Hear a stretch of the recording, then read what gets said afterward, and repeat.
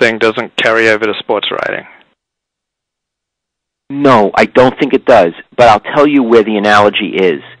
There are big awards at the end of every year, and you submit your stuff. I think all of us, including me, probably write a certain percentage of columns that I'm doing this because eventually I want to submit it for the awards.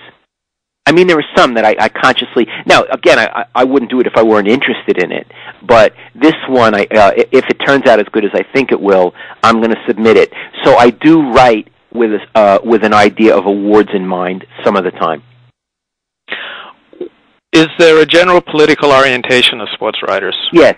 I would say sports writers are generally left liberal. Do you have a theory on why that is? Well, let's see. I would say in general journalists are liberal, except for the ones that who aren't. Doesn't it seem, I've never made a study of it, but doesn't it seem that universities generally tend to be, intellectuals tend to be liberals? And I think yes. a lot of them come from, that kind of a background. That's all, they're middle class, sometimes upper middle class. Nah, not sometimes, middle class. And they come out of universities, and I think they've been informed with that. It's rare to meet a sports writer who I would think was a Republican. Are there any famous sports writers that you could out as Republicans? Are there any famous sports writers who are Republicans? Not that I'm aware of. But again, I would never ask anyone his or her, political party. I would never ask that. And again, it would never even come up, because basically what sports writers talk about is sports. And here's what I mean, Luke. Let's say we're on the road, we're covering a 49er game, we're in Atlanta. So the game ends, it's a day game on Sunday, the game ends, and we all go out to a nice restaurant and have a bunch of, some bottles of wine. Basically, what we're talking about is the game that happened, why the coach did what he did. Did you hear the story about the tight end, what happened to him, last night in the hotel? There's a lot, 90% of the conversation is that. There's very little about politics. Now, there may have been this year on the road. I haven't traveled any this year with the Niners or Raiders because they cut the travel budget in my paper, but I would just assume that if there were, it would be people saying Obama was great and McCain's a jerk. I would assume that's what they were saying, but I wasn't there to hear it. There's very little talk about that kind of thing for the most part. It's mostly about the team you cover and what's going on. What percentage of your peers would you regard as intellectuals? Peers meaning sports writers, not stylists. Yeah. Okay, I would have to say, 5%, but I'm not sure I could name the 5%. I would. First, let's come back a little and say, what do you mean by an intellectual? All right. To me, an intellectual is someone who thinks about the deep questions of life. It is someone who is extremely well informed and spends part of his or her life reading best literature, reading history, reading philosophy, I suppose reading about politics. So I don't think a lot. I mean, I would like to sometimes consider myself an intellectual. I know I talked to Ray Ratto at the Chronicle. He knows a heck of a lot about history.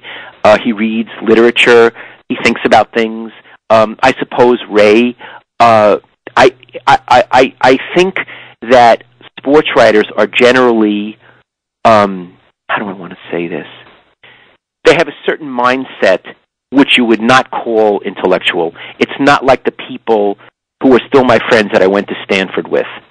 A friend of mine just wrote a book saying that the world has become morally relativist, and he feels that there are moral absolutes which people are not aware of. And I've read his book. He lives in Toronto. We've talked about it. We've written to each other about it. I don't think I've ever been in a sports a press box where people talked about moral absolutism versus moral relativism. What was the book? It's called The Book of Absolutes. Do you believe there are moral absolutes? I have a problem with that. He does. Since I'm not sure I believe in God, I don't know where these moral absolutes would come from. But I think most cultures do believe you shouldn't kill each other. So that, for the most part, with exceptions, is a moral absolute. So I do believe that moral absolutes have not come from God or the Ten Commandments, but they come because all people confront the same world.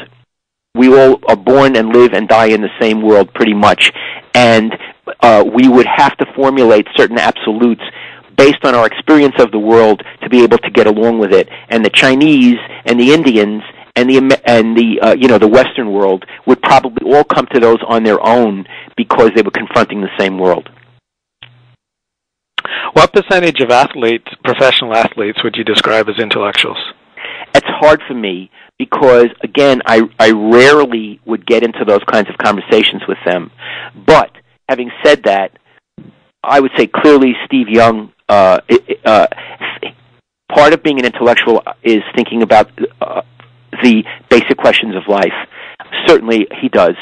I would say he's an out-and-out intellectual in all the best ways. Can I just quick interrupt you there? He's the only professional athlete who ever asked me my name. Like, I was a small-time reporter for a small-time radio station in Auburn, California, and I'd cover the 49ers at Sierra College. He was the only athlete who ever asked me my name. Well, isn't that interesting? He had a tremendous empathy for other people. Yeah. I always thought Steve could run for political office because he had those instincts.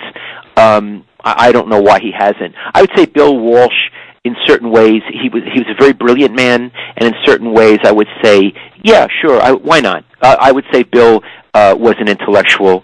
I'm sort of after that. Gosh, maybe I'm running out. Yeah.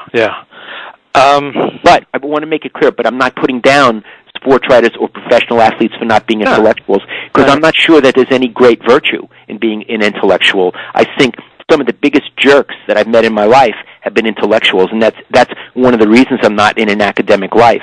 So I want to make that clear. I'm just trying to honestly answer your questions. Yeah. I understand. Have you been regarded as a freak because you've got a PhD in English and you're a sports writer? I don't know.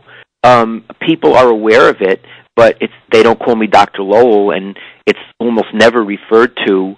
And people, I've been doing this for 30 years around here, so if at one time I was thought of as a freak, not anymore. I was thought of as a freak when I first started. When I first started at the Chronicle, I had never, as I said, had a job before. And what I was told to my face many times was I didn't deserve to be a sports columnist because I had not paid my dues, meaning I hadn't started covering high school sports and worked my way up and all of that. And there was a tremendous amount of resentment. And frankly, when I first started, I wasn't as good a sports columnist as I should have been. And so I was probably vulnerable to some of those criticisms. So I was looked at as a freak because I seem to have gotten this free pass, this lucky break. That was why I was a freak. I got something I didn't deserve as opposed to the PhD. I don't think any of them would have cared about the PhD one way or another, and most people didn't know. Mm-hmm. Tell me about your rise and fall at the Chronicle, because when I was reading you in particular, it was 1985, 86, 87. I mean, you were the man. So then suddenly I start reading David Harris's book on Bill Walsh about the night that I emailed you, and suddenly I was, flooded with memories of my time covering the 49ers in the mid-'80s, and so I jump onto Google and I think, whatever happened to Lowell Cohn? And then I see you're at the Santa Rosa Press Democrat, and I think, what happened? You ruled the roost. What happened? Well, what happened was, after probably 7 or 8 years at the Chronicle, I was not getting along